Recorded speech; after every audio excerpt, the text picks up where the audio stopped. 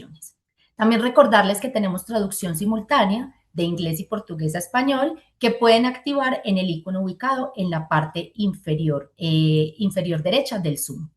Entonces venimos de 2 jornadas muy enriquecedoras en las que se destacó que la justicia financiera y climática son inseparables y que alcanzar el bienestar más allá del extractivismo va a requerir una reforma de la arquitectura financiera internacional y va a requerir también repensar esas reglas del sistema, garantizar esa transparencia e impulsar una gobernanza equitativa con el protagonismo de las comunidades que habitan los territorios. Entonces, durante esta jornada vamos a abordar un tema muy especial y es el llamado a la implementación de cuáles son esas propuestas de financiamiento, esas nuevas rutas para una economía que respete la vida y la naturaleza. Nos vamos a enfocar en propuestas concretas para fortalecer los marcos fiscales, para mejorar la calidad y la transparencia del financiamiento y para avanzar hacia una economía que coloque la vida y la naturaleza en el centro de las decisiones. Entonces, doy paso a la primera sesión que se llama Ampliando el espacio fiscal para invertir en la vida y en la naturaleza.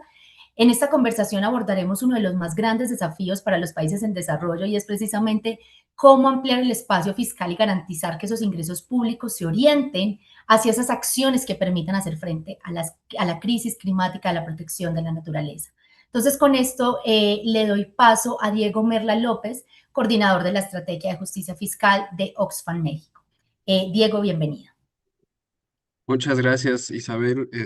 Para mí es un honor estar aquí moderando este panel que me parece importantísimo estar platicando estos temas y más con colegas a las que admiro mucho, algunas conocidas, otras que estamos conociéndonos.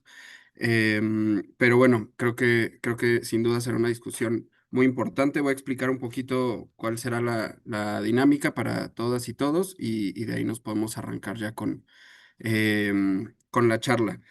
Tenemos una hora y como el título bien lo dice, lo que queremos es discutir cómo ampliar el espacio fiscal para invertir en la vida y en la naturaleza, ¿no? Entonces, primero voy a hacer una pregunta general a todas las panelistas. Ahorita les presento quiénes son las panelistas y después haremos preguntas más específicas para ir enriqueciendo el debate y también fomentar el diálogo, digamos, entre las intervenciones de cada una de ustedes. Para la primera pregunta, les pido que se tomen 3 minutos como máximo para responder y en la segunda 4 minutos, todo esto para que dentro de la hora también nos dé tiempo de recoger algunas preguntas de la audiencia, que bueno, les agradezco mucho también a las personas que están escuchándonos, tomarse el tiempo y el interés de estar acá. En México es temprano, pero bueno, siempre es muy rico y provechoso poder escuchar este tipo de discusiones. Entonces, nuestras panelistas, voy a empezar a presentar eso. Tenemos a Natalie Begin, integrante del colegiado de gestión de INESC, lo dije en español, pero bueno, recordamos ahí traducción simultánea, y Natalie además es una políglota, entonces, bueno, es una persona con una trayectoria muy amplia, todas aquí son personas con trayectorias muy amplias y podrán consultar además sus currículums o sus semblanzas más largas en la página de la semana. Yo voy a decir nada más desde dónde nos acompaña, ¿no? Natalia es de Brasil. Está Daniela Torres, también de México, especialista en política fiscal, cambio climático y sustentabilidad en la División de Gestión Fiscal del Banco Interamericano de Desarrollo. Y María Emilia Manberti, líder de investigación y políticas en el Center for Economic and Social Rights, o CESR, ustedes disculpen. Y yo confío que muy pronto se nos sume también Sam Mugume, comisionado del Ministerio de Finanzas de Uganda y copresidente de la Coalición de Ministros de Finanzas. Entonces, para empezar, queridas, y ahora que llegue Sam, lo involucraremos en la conversación. Yo quería empezar con una pregunta detonadora y casi a modo de provocación, porque aquí creo que seguramente todas consideramos en que generar más ingresos y además generarlos de mejores fuentes, de fuentes más progresivas, es uno de los grandes desafíos para en general todos los países del mundo, pero muy en específico y en especial para los países del sur global, ¿no? Y quisiera que nos platicaran, voy a empezar con Natalie, ¿Cómo se puede ampliar este espacio fiscal? Y al mismo tiempo, además, que los ingresos sean utilizados para proteger el clima, la vida, las personas y la naturaleza, y no para otros fines que de repente también hay muchas tentaciones en los gobiernos eh, para invertir en cosas que más bien están relacionadas con el despojo y la muerte, ¿no? Entonces, Natalie, si nos pudieras compartir en 3 minutos, ¿qué respuestas podrías esbozar? Buenos días, buenas tardes, buenas noches para quien nos escucha ahora o después, ¿verdad? Antes de más nada, me gustaría mucho agradecer a Jefe LAC por la invitación, por organizar este evento que es tan importante y decir que estoy súper feliz de estar aquí con personas que quiero mucho, como a Diego, como a María Emilia, que ya los conozco hace un tiempo, pero también con autoridades como el ministro Magume y Daniela del PIB, ¿verdad? Para contestar en 3 minutitos tu buenísima pregunta, Diego, yo me gustaría destacar 3 puntos. Primero, que yo soy de una ONG, Inés, que es una ONG que defiende los derechos humanos y la democracia en Brasil. Para nosotros y para también las dos redes en las cuales actuamos, que es la TINDA y la Red de Justicia Fiscal de América Latina y Caribe, para nosotros la transición ecológica tiene que ser pública, o sea, financiada esencialmente con recursos públicos. Y en segundo lugar, esa narrativa de lo público es muy tensionada porque existe una narrativa hegemónica que nos hace creer que los recursos públicos son muy pocos, que no son suficientes y que por lo tanto hay que movilizar recursos del sector privado, que sería una de las principales fuentes de la transición ecológica o de clima, como dijiste tú, Diego. Pero para nosotros eso no es verdad, ¿verdad? Porque recursos públicos existen. Lo que pasa es que hay que cambiar de prioridades. Entonces, por ejemplo, un ejemplo muy impactante, segundo el Instituto Internacional de Estudios para la Paz de Estocolmo, el gasto militar en 2024 de todo el mundo alcanzó 2,7 billones de dólares en 2024. Y eso corresponde a una sucesión de aumentos que viene pasando en los últimos años, ¿no? Y esta suma representa 2,5% del PIB global y más de 2 veces lo que se necesitaría para el clima, que es 1,3 billones, ¿verdad? Por las últimas estimativas. Entonces, hay recursos. El problema es prioridad. Otro ejemplo es lo que se pasó con la COVID-19, ¿no? Con la crisis sanitaria que explodió en todo el mundo, se movilizaron, de acuerdo con el FMI, 11 billones de dólares entre ayudas fiscales y el gasto sanitario, ¿no? Lo que representa 8 veces lo que necesitamos para la transición ecológica cada año. Entonces, la idea es que no, recursos tenemos, el problema son las prioridades eh, y que queda claro que si el cambio climático fuese una prioridad global, si fuese entendida la crisis climática como una catástrofe humanitaria, los recursos serían movilizados, ¿no? Los recursos públicos serían movilizados. Entonces, son esos dos mensajes que queremos pasar y con eso termino, que recursos públicos hay para la transición ecológica, que la solución no es el sector privado, pero que necesitamos empujar hacia cambios de prioridades. Gracias. Diego. Muchas gracias, Natalie. Y sí, creo que es bien interesante esto que dices de que hay que cuestionar la narrativa de que son insuficientes los recursos públicos, ¿no? Y más bien es un tema de decisiones políticas, cuando sí hay y cuando no hay. Daniela, ¿qué nos podrías compartir tú al respecto? Muchas gracias, Diego, por la invitación y por supuesto por la pregunta. Y claro, ya Natalie me dejó la tarea más fácil, ¿no? Con las afirmaciones que hace. Pero bueno, primero me gustaría empezar diciendo que efectivamente, o sea, no vamos a negar que hay un espacio fiscal reducido y tensionado, porque generar más ingresos y mejores ingresos sigue siendo un reto estructural, perdón, en nuestra región. ¿Y por qué es un reto estructural? Bien, nos faltan recursos y no, nuevamente, no nuevos recursos, sino un mejor uso de los recursos para financiar servicios públicos, para reducir la pobreza y ahora también para responder a todos los efectos del cambio climático y la pérdida de la naturaleza. Y esto, por supuesto, de manera natural hace que el espacio sea tensionado. Sin embargo, quiero resaltar un punto que creo que es muy importante. Generar más y mejores ingresos y al mismo tiempo hacer frente al cambio climático y la protección de la naturaleza son objetivos compatibles. ¿Y cómo? ¿Cómo pueden ser compatibles? Y yo lo veo así, sí son compatibles si actuamos sobre tres frentes principalmente. Primero, con la eficiencia y alineación del gasto público, es decir, el gasto público no debería estar desconectado de los objetivos ambientales y de sostenibilidad, con la mejora en la recaudación, que también ahí tenemos un área de oportunidad importante, y con la movilización de recursos nuevos y de otras fuentes internacionales y demás, ¿no? Todos estos puntos alineados siempre con las metas de sostenibilidad. Y estos elementos que menciono, este orden de tres frentes, creo que son elementos de una política fiscal sólida que integra el cambio climático y la naturaleza, pero que también al mismo tiempo impulsa el crecimiento, la resiliencia y el bienestar humano y de las economías, ¿no?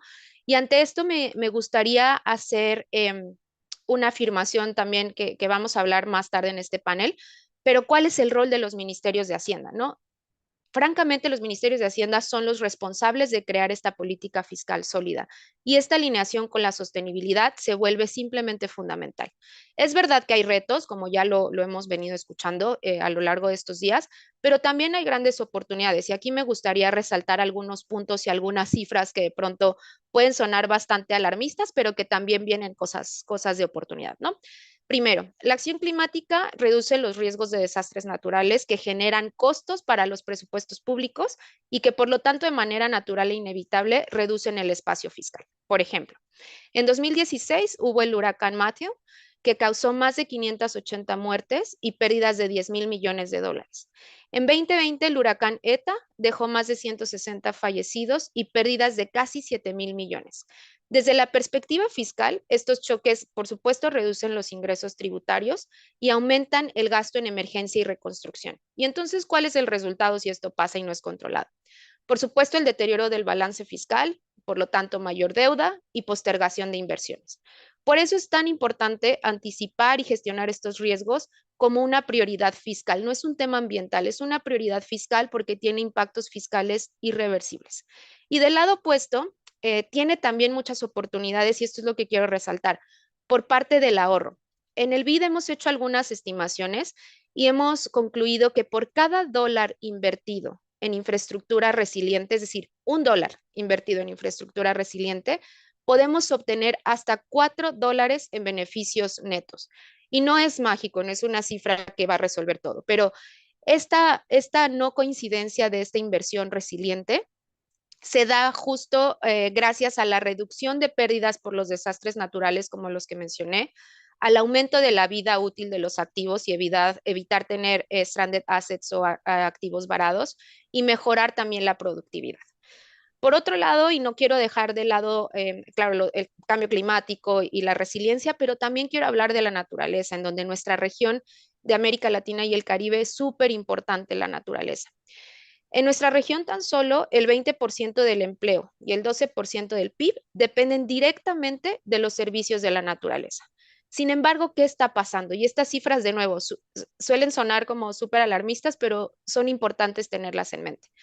Los gobiernos, a pesar de esta importancia, los gobiernos gastan menos del 0.2% del PIB en la protección de la biodiversidad y al mismo tiempo los subsidios perjudiciales para la naturaleza aún alcanzan entre el 5 y el 7% del PIB mundial, según la London School of Economics. Esto incentiva, por supuesto, la degradación ambiental. ¿Y qué pasa? Si la pérdida de biodiversidad continúa sin control, por lo menos en nuestra región, podría haber una caída del 3.3% del Producto Interno Bruto para 2030. Por todo esto, integrar el cambio climático y la biodiversidad en la política fiscal es un elemento fundamental, no solamente para la protección del medio ambiente, de la naturaleza, sino también para asegurar la estabilidad macroeconómica y tener una gestión fiscal sólida. Y aquí, bueno, como he dicho, los ministerios de Hacienda son fundamentales. Y ya muy Mil gracias, rápidamente, Daniela. perdóname, Eh, ya pasaron resumir. los 3 minutos. Listo, Si quieres, perfecto. podemos ampliar En la en la siguiente, siguiente claro que sí. intervención. Sí, muchas gracias. Gracias, Porque me gracias, Diego. gustaría ahora darle la palabra De acuerdo. a María Emilia y pues eso, que nos comparta sus impresiones de lo que hemos escuchado y de la pregunta inicial. Darle la bienvenida también a Sam, que ya está por acá y ahora intervendrá después de María Emilia. Perfecto. Gracias, Diego, por la pregunta, jefe LAC por la organización y a los y las panelistas y participantes por su tiempo y sus ideas y ponerlas en común acá. Bueno, es una pregunta difícil para responder en 3 minutos, pero Natalie y Daniela dieron creo que ya muchas pistas acerca de cuál puede ser la ruta para responderla. Y algo que yo creo que está muy bien formulado de la pregunta es que conecta la ampliación del espacio fiscal con el gasto. Y mirar estas dos caras de la política fiscal creo que es importante, en especial porque si partimos de la idea de que necesitamos en la región ampliar el espacio fiscal, conectar esa conversación con la discusión sobre cómo se asignan los recursos y qué prioridades públicas tenemos para movilizar más recursos, es una manera de superar las dificultades de economía política que siempre traen aparejadas las discusiones sobre incremento en la movilización de recursos y del espacio fiscal. Y en este sentido, un marco que en CSR usamos con muchas de las organizaciones aliadas que están acá presentes para pensar cómo guiar esta movilización de recursos, pero también cómo guiar el uso de esos recursos, es el marco de derechos humanos, que es un marco que está ampliamente, digamos, reconocido en la región, que tiene un estatus legal muy jerarquizado en casi todos los países de la región y que facilita esta movilización de demandas. ¿Y qué nos dice este marco, en primer lugar, sobre el lado de la moneda de cómo ampliar el espacio fiscal y generar más recursos? Bueno, varias de las cosas que se estuvieron diciendo. Primero que ese espacio fiscal se tiene que ampliar de manera equitativa, y Diego sabe mejor que nadie que hoy tenemos muchas conversaciones vigentes tratando de que las personas más ricas en nuestros países paguen de acuerdo con su capacidad contributiva, que es una obligación de hecho que tenemos en el sistema de la OEA reconocido. Entonces movilizarlos de manera equitativa, movilizarlo en su máxima capacidad, lo que requiere, por ejemplo, revisar algunos beneficios fiscales que no solo pueden no estar alineados con la transición, sino además ser ineficientes y por ende implicar una vulneración de este principio de movilización del máximo de los recursos disponibles. Mejorar en lo que es la eficiencia y eficacia de las administraciones tributarias, tomarse en serio la lucha contra la evasión y la elusión fiscal y fortalecer estas instituciones. Y seguro, conectar los esfuerzos nacionales por movilizar más recursos y ampliar el espacio fiscal con los esfuerzos internacionales en esa línea. Y acá creo que la región tiene mucho que ganar de algunos procesos internacionales que hoy se están discutiendo y que le permitirían promover reglas más justas para mejorar su capacidad de movilización de recursos. Y sobre el lado del gasto, los derechos humanos también nos dan unas pautas sobre cómo conectar que son relevantes para todos los esfuerzos climáticos y ambientales más grandes que nuestros estados se han comprometido a hacer. Entonces, por ejemplo, nos dan pautas procedimentales sobre esos recursos teniendo que gastarse de manera transparente, de manera participativa y con rendición de cuentas. Es importante, digamos, introducir las perspectivas de las comunidades que son destinatarias de ese gasto en la decisión sobre cómo se gasta y en el ciclo presupuestario. También gastar de manera equitativa, ¿no? Hay una conexión con la igualdad del lado de cómo se movilizan los recursos, pero también muy claramente del lado de cómo se gastan. El uso, si se quiere, regulatorio de estos instrumentos fiscales, también de lo de la movilización y del gasto, la coherencia entre políticas públicas, en especial las políticas ambientales, y de vuelta acá las cuestiones de cooperación internacional, para cerrar brechas no solo dentro de los países, sino también entre los países. Obviamente no tenemos tiempo acá para desarrollar qué implican concretamente estos principios, pero podemos siempre dejar compartidos en el chat algunos materiales donde se desarrolla un poco más qué implicaría cada uno de estos estándares para la expansión del espacio fiscal y su asignación para gastos vinculados con justicia climática. Sí, creo que eso es una gran idea, María Emilia, muchas gracias por proponerlo. Compartamos porque sí, los tiempos de repente se nos quedan cortos, pero podemos compartir muchos recursos en el chat y después encontrar otras vías de comunicación. Bueno, Sam, voy a repetir la pregunta, lo haré en inglés para que sea más fácil. Es la pregunta inicial del panel, empieza planteando un poco, Generating more and better revenue remains a major challenge for developing countries. How can fiscal space be expanded while encouraging the use of this revenue to protect the climate and nature? Digo, ya aquí nuestras panelistas creo que dado respuestas y puntos muy claros en los que coincidimos, pero Sam, nos encantaría escuchar tu respuesta.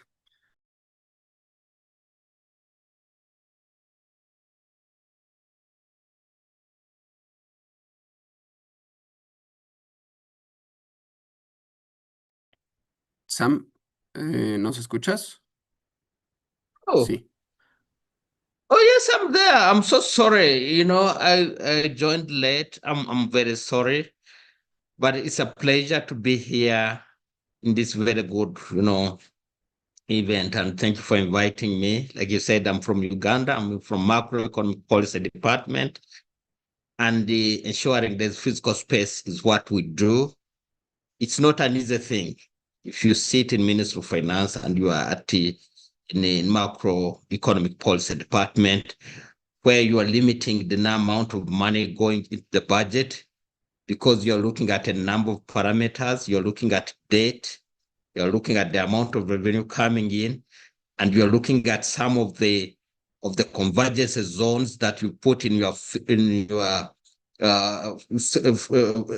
chart of fiscal responsibility and your guidelines. So we try to make it hard because we know the resources are not much. So physical space from the standing in the Ministry of Finance area, especially for developing countries, is never much available. But when it comes to nature, investing nature, natural capital, if you look at the basis of most developing countries where the economies are hinged, it is on natural resources. So the first thing you see is what value am I going to get? That's the first thing when you're going to spend, because physical space is determined by the ability to get revenue, but at the same time, ability to spend it in the most credible way, where you have efficiency and effectiveness. Now, the point here that I'm trying to drive on is that for us to invest in life and nature, we must show evidence that there's going to be returns. We can look at the short term and the long run. So why would we look at this? Like, say, if you're going to invest in forestry, if you're going to invest in biodiversity protection, if you're going to invest in resilience, where are the returns? And what informs you that this is going to happen? I'll give you an example in Uganda, what we've done. What we've done in Uganda is we invested a lot in natural capital accounting and to understand the value of natural capital here.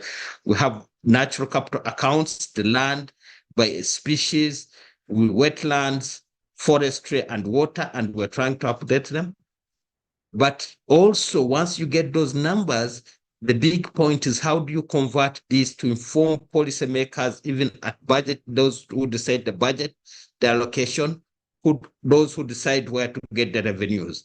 And we've done this through them getting these numbers, putting natural capital assets in the macroeconomic models, so that we inform the reports that are going to tell us what is going to happen and how to invest in it. Now, when it comes to that, once you understand that and you are able to say, okay, investing in water conservation, investing in good air, investing in biodiversity, like a country, Uganda, you can get into tourism, you can get returns, short-term and long-term. Then you say, okay, where do I get money? How do I bring in private investment in this area, for example? And to bring in the private sector investment, government is going to put enablers. Where do I get money to put in infrastructure, for example? Where do I get money to put in innovation? And so this takes you to the sources of financing for government budget. Taxation is number one.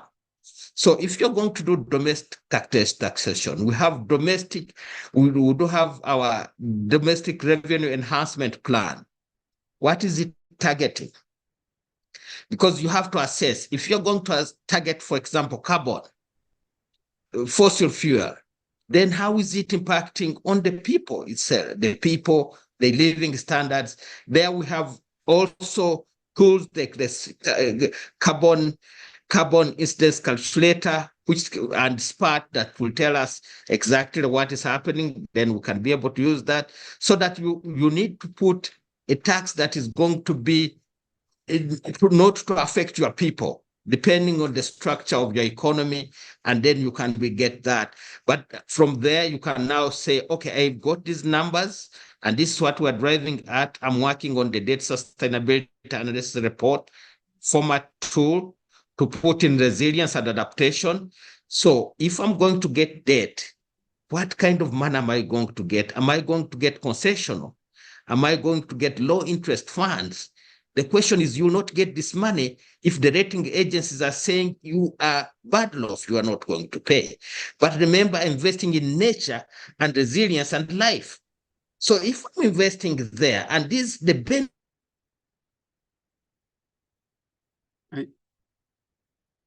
Creo que benefits there are not being captured and being discussed is to, am I on? Sam, yeah, I'm gone? we're having, I think, some connectivity issues, but the time for the intervention is up already. So Okay, I'm gonna give you okay. another chance to intervene with these follow-up questions. Thank you so much. But this is a Thank you. good topic, Diego, and we should carry it on, because investing in life and nature is very, very key for development, and we need to understand it from the Minister of Finance's angle. Thank you so much for inviting me. No, thank you, Sam. There's going to be another question now, but ahora quiero pasar con Natalie, porque ya se mencionaron, creo que varios puntos clave, sobre todo en términos del rol de los ministerios de finanzas, ya Sam hablaba de esto, y también de la coordinación regional e internacional, ¿no? Son muchas veces soluciones a las que no nos podemos aproximar sin pensar en que tiene que haber espacios de coordinación regional e internacional. Entonces, Natalie, me gustaría preguntarte, en este contexto, ¿cuál es la relevancia de la convención, de contar con una convención fiscal internacional? Por ejemplo, hablar un poco de del proceso que está sucediendo en Naciones Unidas, cómo incidir para que este proceso no solo considere mayores regulaciones, sino también un mejor uso de los recursos que se puedan recaudar, que tenga un lente también de ampliar el espacio fiscal específicamente para financiar la acción climática y la protección de biodiversidad, y cómo garantizar que este tipo de procesos también contribuyan a alejarnos de modelos extractivistas. Bueno, gracias, Diego. De nuevo, buenísima pregunta. Yo contestaría que la Thank you, convención Diego. marco de... ¿Qué pasó? ¿Continúo? Sí, va Natalie. Sam, te pasamos la palabra después.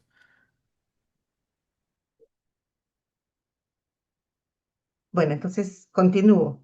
Diciendo que para nosotros la Convención Marco de Cooperación Tributaria Internacional tiene dos características que nos parecen muy, muy interesantes, porque expresan cambios geopolíticos globales que tenemos que estar atentos, ¿verdad? Primero, representa la rebelión del sur global, de alguna manera. ¿Por qué? Porque los países del sur, especialmente los africanos, se cansaron de las reglas impuestas por los hombres blancos del norte, especialmente en la OCDE, y dijeron, no, esas reglas no nos sirven, no nos escuchan, entonces queremos un espacio más democrático e inclusivo para discutir el tema de tributación de una manera que nosotros también seamos contemplados, y este lugar es Naciones Unidas, y lograron que se instalara la convención en Naciones Unidas, y la convención se está negociando, ¿verdad?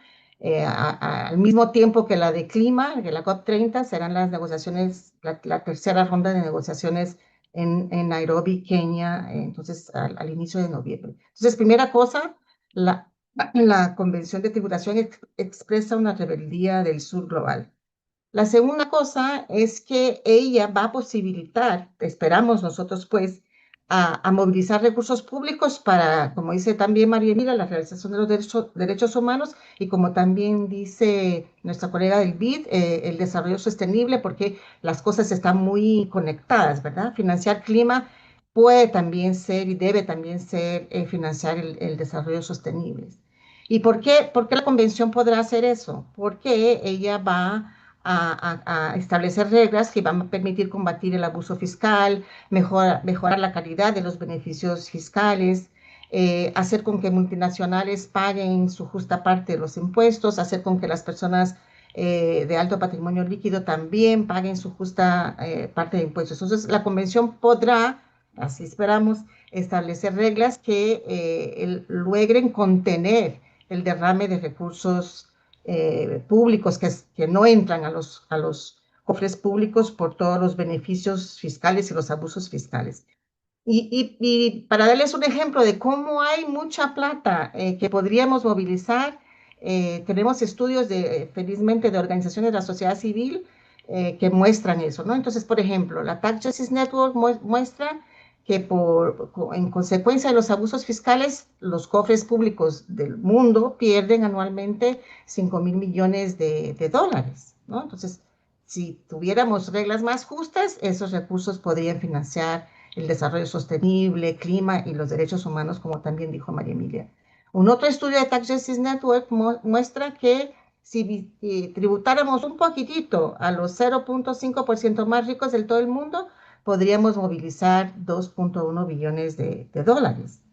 Un estudio de IISD muestra que los subsidios a los combustibles fósiles, que son la principal causa del cambio climático, alcanza 1.5 billón de dólares por año, ¿no? Y por último, un estudio del Observatorio de Tributación de la Unión Europea, del UE Tax Observatory, muestra que si tributáramos en 25% las transnacionales, podríamos recaudar 700.000 millones por año. Entonces, todo eso para decirles es mucho, mucho número, pero dan una idea de que recursos públicos para financiar la transición ecológica y los derechos humanos hay, ¿no?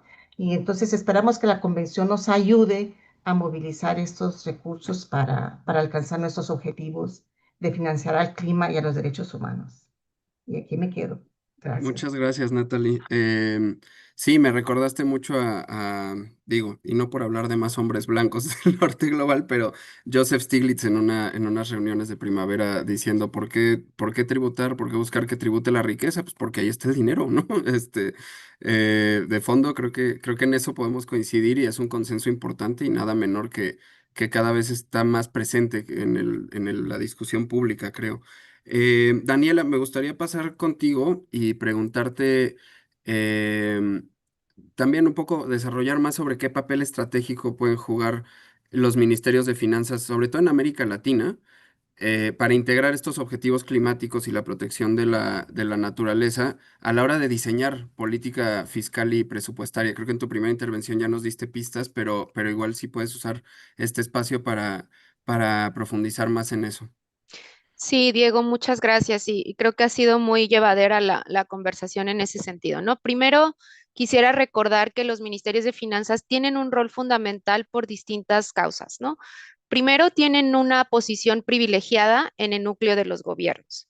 La coordinación económica y de la política fiscal también a su cargo, que eso es un poco lo que mencionaba en mi intervención anterior.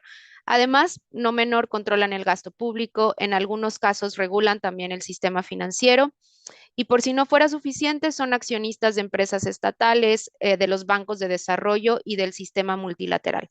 Por lo tanto, son la institución encargada de realmente poder desbloquear la inversión necesaria para la implementación de las metas ambientales en los países y en la región no es la excepción.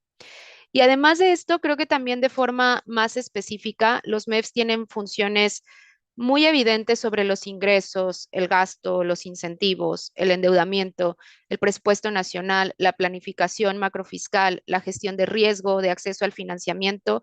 Y estas facultades técnicas deben alinearse, como lo decía hace un momento, con los objetivos de sostenibilidad. A esto me refiero cuando digo que los ministerios de finanzas tienen un rol estratégico. Un punto importante también, y ya Natalie lo mencionaba brevemente, es que en cuanto al abordaje de la agenda de sostenibilidad, los MEFs o los ministerios de Hacienda, perdón, hoy ya reconocen la interconexión de la crisis climática y de pérdida de biodiversidad, por lo cual ambas crisis deberían abordarse de forma integrada para evitar el riesgo de acciones ineficaces y al revés aprovechar con el doble dividendo, ¿no? Algunos ejemplos más concretos que me gustaría compartir con ustedes de funciones específicas de los MEFs. En la parte de planificación estratégica, los ministerios de Hacienda pueden fortalecer la coherencia entre las políticas y promover su articulación con las estrategias nacionales y los compromisos, ¿no? Por ejemplo, las NDCs, las NBSAPs, los planes nacionales de adaptación, las estrategias de largo plazo, con instrumentos tradicionales de planificación, como los planes nacionales de desarrollo, los sectoriales, los territoriales, los planes de inversión, etcétera. El presupuesto de gasto público, aquí ni entro en detalle, pero promover acciones que identifiquen y rastreen el gasto, ¿no? La gestión de riesgos fiscales también, desarrollar las capacidades para identificar las dependencias y los impactos económicos no solo con el cambio climático, sino también con la naturaleza. Promover el acceso al financiamiento, generar y gestionar incentivos e ingresos para poderlos alinear con los objetivos de sostenibilidad. Y muchos de estos ministerios ya están avanzando en esto, ¿no? Están creando taxonomías nacionales y no se trata solo de crearlas, sino también de asegurar su implementación. Están emitiendo bonos temáticos con KPIs relacionados a naturaleza, están haciendo estrategias de financiamiento y no solo eso, sino ejecutándolas, etcétera. Entonces, muchas de estas acciones en las que podríamos profundizar, pero por el tiempo no lo haré. Y para cerrar, me gustaría recordar que integrar estos objetivos climáticos y de naturaleza en la política fiscal no es solo una cuestión ambiental, es una estrategia para mejorar la eficiencia del gasto y la resiliencia macroeconómica. Y con eso cerraría, Diego, ahora sí en tiempo. Muchísimas Gracias. gracias. Y sí, yo sé que estando de este lado y del otro es bien estresante luego ajustarse al tiempo, pero creo que han sido respuestas donde logran concentrar un montón de información y también siempre va esta oportunidad de compartir más recursos después vía el chat. María Emilia, hablando de otro espacio de coordinación regional en el que sé que además tú has estado muy de cerca en el proceso desde su concepción, la plataforma de tributación de Latinoamérica y el Caribe, PETELAC, que precisamente busca incidir en pues en que haya más justicia tributaria y fiscal en nuestra región, ¿no? ¿Qué oportunidades ves que ofrece la PETELAC para hacer este vínculo y este puente del que hemos estado hablando entre tributación progresiva y mayor financiamiento para la acción climática y la protección de la naturaleza? Bien, gracias, Diego. Sí, sí, como muy breve contexto, esta plataforma, la PETELAC, se lanzó hace un poquito más de 2 años y reúne unos 9 países de la región formalmente, otros más informalmente, para compartir mejores prácticas, compartir información, generar estudios conjuntos, coordinar incipientemente algunas posiciones a nivel global, todo en beneficio de lograr mayor justicia fiscal, en especial tributaria para la región. Sobre las oportunidades para tejer este puente, yo creo que hay tres mecanismos para avanzar esas oportunidades con la PETELAC. La primera vía o ruta tiene que ver con los grupos de trabajo de esta plataforma. Esta plataforma coordina su trabajo técnico en 3 grupos temáticos diferentes. Uno es sobre progresividad tributaria, otro sobre beneficios fiscales y otro sobre tributación ambiental. Y hay entonces una potencialidad muy obvia de conectar las discusiones ambientales con las de progresividad, que son las que más claramente muestran la oportunidad de ampliar el espacio fiscal en los países de la región, coordinando el trabajo de esos 2 grupos. Hay estudios de los años anteriores del grupo de trabajo de progresividad que muestran, por ejemplo, algunas barreras que enfrentan los países de la región, que pueden variar desde la capacidad institucional hasta leyes que favorecen la regresividad del sistema tributario, y conectar eso con los hallazgos del grupo de tributación ambiental es una manera muy, muy fácil o muy lineal de tejer este puente. En la propuesta de trabajo de la presidencia actual de la plataforma, que la tiene Brasil, vemos cómo están, por ejemplo, muy bien conectadas las discusiones de beneficios fiscales y las de progresividad, y con unos lentes de equidad, de género y raza. Entonces, por ejemplo, empezamos a ver discusiones o proyectadas discusiones en el grupo de beneficios fiscales sobre cómo estos pueden atentar contra la progresividad de los sistemas tributarios. Entonces, ahí hay una ruta, ¿no? Conectar el trabajo técnico para que no funcione tanto en silos y las personas que están especializadas en cada uno de estos temas puedan ver los puntos de conexión. La segunda ruta creo que es el enorme potencial que tiene la plataforma para coordinar posiciones regionales a nivel global. Esto lo vimos de manera incipiente, pero creo que muy prometedora con relación al proceso de negociación de una convención marco en Naciones Unidas de cooperación tributaria que discutía Nathalie. Y esto puede ser una ruta porque, como decía Natalie, en esos procesos hay muchas discusiones sobre qué significa una tributación que contribuya a la justicia climática o al desarrollo sostenible en el marco de esa convención. Entonces, si los países de la región pueden identificar algunas prioridades, aunque sean políticas, en las que a grandes rasgos coincidan para empujar o introducir esta agenda en los procesos globales, hay otra oportunidad de conexión. El año pasado vimos, por ejemplo, a los países de la región coordinarse de manera hermosa y muy eficaz para introducir como una prioridad política la de los derechos humanos, la progresividad y la equidad en la convención, y ese esfuerzo puede expandirse a otros intereses comunes que los países quieren perseguir. Y el tercer mecanismo que creo que existe en la PETELAC para tejer estos puentes es el de canalizar la demanda social por estos temas. La PETELAC tiene un consejo consultivo de sociedad civil, del que hacemos parte, por ejemplo, Natalie y yo, y muchas otras organizaciones, que facilita el diálogo con los países para mostrar cuáles son algunas demandas en temas de justicia fiscal de las organizaciones y movimientos de la región, nacionales, regionales y también internacionales. Y es muy clara la demanda por hacer esta conexión y avanzar en temas de movilización de recursos con perspectiva ambiental. Una nota para cerrar es que existen estos y más potenciales de la plataforma, pero como les decía, es una plataforma joven. Y creo que ahí es importante trabajar en su fortalecimiento, y nada puede fortalecer, a mi juicio, más la plataforma que la adhesión de nuevos países y la demanda de las organizaciones nacionales para que la participación de sus propios gobiernos sea activa en esa plataforma. Así que todas estas oportunidades siempre están sujetas al compromiso de los gobiernos nacionales que todos nosotros podemos empujar. Sí, ahí muy claro el llamado a la audiencia e incluso a quienes estamos aquí de moderación y panelistas, a hacer lo que podamos desde nuestras trincheras para que más países se sumen a la plataforma y se siga fortaleciendo, porque creo que, como bien describiste, María Emilia, sí es un espacio fundamental novedoso y que puede ayudar y ya ha ayudado a consolidar posiciones comunes y a empujar temas clave para esta discusión. Sam, quisiera pasar ahora contigo, volviendo también al rol de los ministerios de finanzas, pero específicamente tú como coordinador ahora de la coalición de ministerios de finanzas.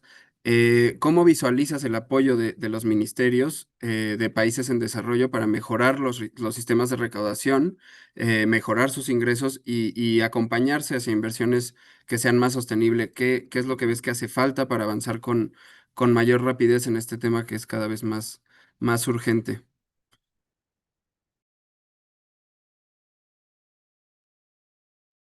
Thank you so much. Diego, can you hear me well? Yeah, thank you. Yes, Uganda now is co-chairing the Coalition of Finance Ministers on Climate Action with Netherlands. We are 100 countries now. And one of the things we do is sharing information, sharing knowledge, peer-to-peer, and being able to understand within our mandate as Minister of Finance in terms of budgeting, tax revenue collection, macroeconomic models, and also aligning the NDCs and NAPs to the country's planning frameworks. As Minister of Finance, how do we engage very well in there? That's our the core business that we do. And the way it is helping, I would use my country as an example. For us in Ministry of Finance, we thought this was Ministry of Water and Environment thing, this nature, natural capital, climate change, and is that affect us engage doing impact.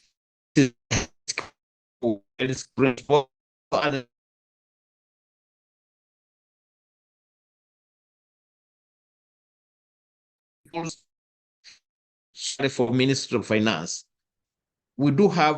we've created what we call a guide for finance to understand what they should do Sam, when it comes. I think we're having some connection issues again. Yeah, maybe we could try if you turn off your camera, probably the audio works better. Mhm. Is it better now? Is Yes. it better? Mhm.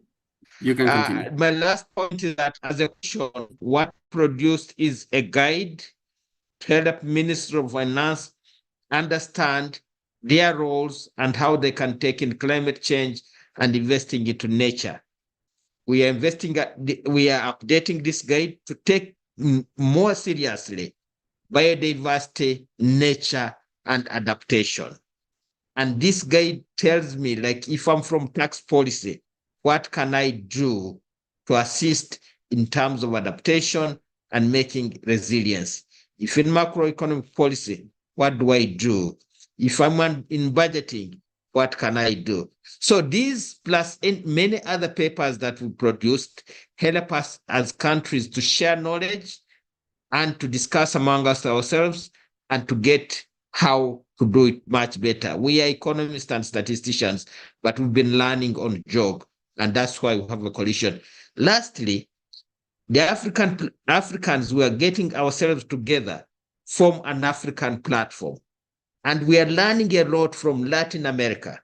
And I would like to thank you for this, but we do this and then we come together into the global coalition so that we move together globally. Thank you so much.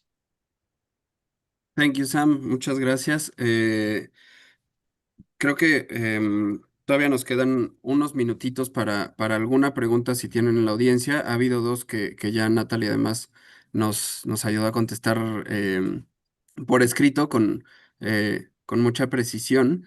A mí me gustaría retomar una que además ya apareció dos veces, a ver si alguien más en el panel quisiera ahondar.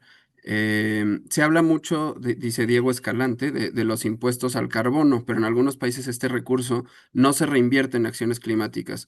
¿Podría la Convención Fiscal Global regular este tema? Creo que esta además se vincula mucho con la pregunta que ya nos hacía Sofía Cortina, que es esta constante tensión entre eh, cómo vincular una tributación más progresiva o formas de valorar realmente como el impacto ambiental de nuestras actividades económicas, pero que eso además en el presupuesto y en la acción de gobierno se refleje en acciones concretas de cuidado al planeta, a las personas y a la naturaleza, ¿no? Entonces, si tuvieran Daniela, María Emilia, Natalie o Sam, alguna última muy breve intervención al respecto. Creo que el público lo va a agradecer. Yo de una vez también les agradezco mucho sus intervenciones hasta ahora. Creo que han sido muy enriquecedoras. María Emilia, si quieres, te doy la palabra entonces. Sí, y con esto puedo ya entonces redondear. Yo creo que, como decía Natalie, la Convención Marco tiene una potencialidad para estos asuntos, pero también es bueno pensar en esta convención y en otros, futura convención, y otros instrumentos internacionales como oportunidades de movilización local, ¿no? A veces los instrumentos internacionales en sí mismos no son tan fuertes porque son instrumentos marco, porque algunos temas no pueden tocar porque son de soberanía nacional, porque tienen mecanismos de enforcement que son difíciles de acceder, pero eso no quita que los principios generales que están establecidos ahí y la movilización y la conversación que generan cuando se discuten, se aprueban y se implementan, no permitan hacer mucha movilización legal y social a nivel local. Entonces yo creo que la convención tiene algunas oportunidades en sí misma, pero el hecho de que esto se esté discutiendo y eventualmente se ratifique, tendría que abrir la oportunidad para la movilización local, como muchas otras convenciones del sistema de Naciones Unidas han hecho. Y ahí tal vez haya oportunidades más tangibles para lograr algunos de los resultados que se estaban discutiendo en las preguntas. Lo dejaría. Mil gracias, María Emilia. Daniela, no sé si quieras hacer algún comentario de cierre. ¿Al respecto de esta pregunta o en general? Pues puedes las dos. Bueno, creo que igual los impuestos al carbono y los impuestos verdes en general no son un silver bullet. O sea, no es la solución única, es una parte dentro de una matriz muchísimo más amplia que hay que, ya lo decíamos, el gasto, los incentivos fiscales, el mejor uso de los recursos, la inversión pública. Entonces, no necesariamente son un silver bullet. La recaudación, de hecho, por impuestos verdes es tan solo el 1% del PIB en América Latina y el Caribe, entonces no es que esto va a resolver el problema, sino que requiere una atención mucho más integral, ¿no? Entonces, con eso cerraría, Diego. Muchas gracias. Muchísimas gracias. Y Natalie, bueno, no sé si quisieras platicar un poquito más de lo que ponías en el chat, igual como cierre.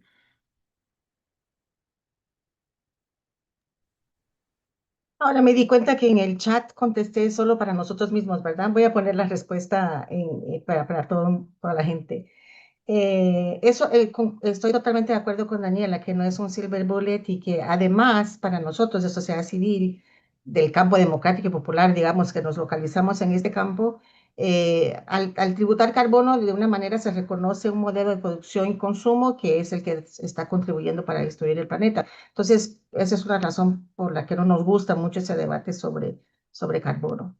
Y Ujú. así aquí quedo, más una vez agradeciendo a ustedes, a Jefe LAC, tan bonitos que han organizado, y me encanta ese layout de toda la semana, ¿verdad? Es muy bonito y es importante valorar lo que es bonito, ¿verdad? Y discutir temas difíciles en un ambiente bien bonito y acogedor. Muchas gracias. Sí, yo me sumo al agradecimiento a Jefe LAC Natalie y también a ustedes por el tiempo y por las intervenciones que de nuevo creo que han sido muy enriquecedoras.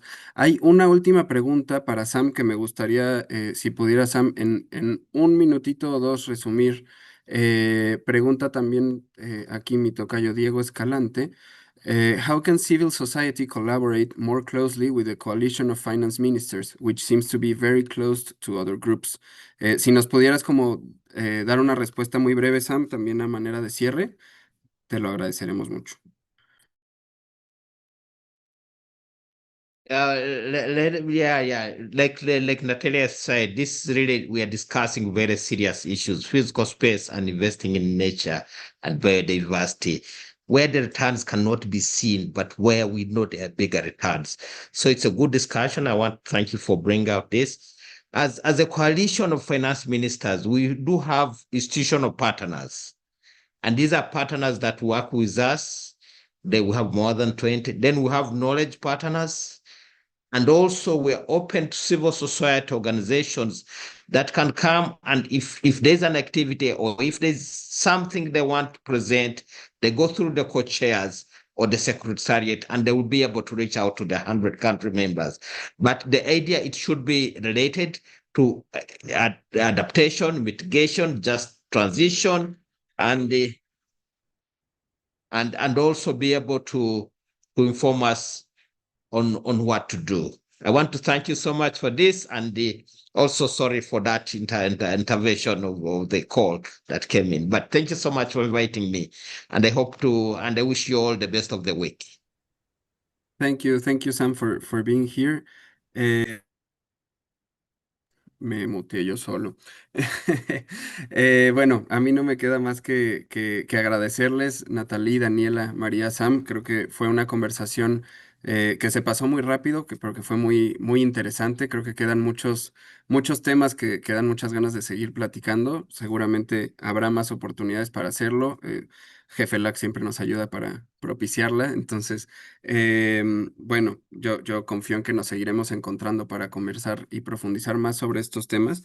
A mí me encanta que se hable cada vez más de la necesidad y la importancia de los recursos públicos a la hora de hablar de movilizar recursos para financiar la vida y el cuidado de la naturaleza y las personas. Creo que fue muy claro que el rol de los ministerios de finanza y la coordinación al exterior es fundamental, regional, internacional, y también lo mencionaron un par de veces, vincular objetivos de política climática que ya están establecidos, que son compromisos internacionales muchas veces como los NDCs, con la política fiscal, ¿no? Con presupuestos, con programación, que haya diálogo entre secretarías. Por ahí veía yo que en el público hay gente de la Secretaría de Medio Ambiente Oriente de México. Creo que han dado pasos importantes y se tiene que hacer mucho trabajo hacia allá, y es fundamental articular la acción de gobierno con estos objetivos en mente, que creo que nos interesan a todos, y que ya ha habido crisis, como bien dijo Natalie, que nos han mostrado que sí se puede movilizar cuando nos coordinamos todas con un mismo objetivo, ¿no? Entonces, nada, agradecerles de nuevo mucho su presencia, sus participaciones, y les cedo la palabra de regreso a Isabel para seguir con este día de la Semana de Financiamiento Climático. Perfecto, muchas gracias a nuestras y nuestros panelistas y a ti, Diego, por conducir esta valiosa conversación. Como bien lo dice, pudimos reflexionar sobre esos caminos para fortalecer esos sistemas fiscales, promoviendo una mayor justicia tributaria, entre otras cosas, combatiendo el abuso y la evasión fiscal y garantizando que quienes más tienen, pues contribuyan más. Y qué importante también esa clave de coordinación regional e internacional, y en particular el avance que se está teniendo en el proceso de convención sobre la cooperación tributaria internacional. Entonces, y el rol de los ministerios de finanzas. Entonces, con esta reflexión y este primer gran panel, damos paso a la siguiente sesión, donde vamos a seguir profundizando en cómo incrementar no solo la cantidad, sino también la calidad de ese financiamiento para atender la crisis climática y también de pérdida de biodiversidad, y cómo nos aseguramos que esos recursos movilizados sean efectivos, sean accesibles y equitativos para impulsar esa transformación que necesita nuestra región. Entonces, en esta segunda sesión nos va a acompañar Laura Sabogal, asesora senior de financiamiento climático y desarrollo en FIX. Esta sesión está titulada Incrementando la cantidad y la calidad del financiamiento para la protección de clima y biodiversidad. Entonces, con esto te doy paso, Laura, para empezar la segunda sesión.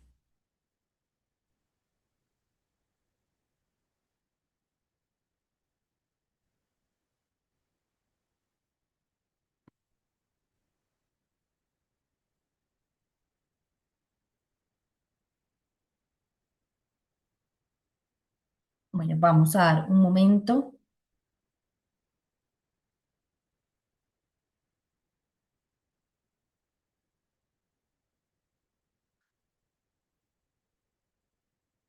Vamos a esperar a un momento que Laura se pueda conectar. Recordemos que esta sesión va a tener traducción también simultánea. Esta traducción la pueden encontrar en la parte inferior para poderla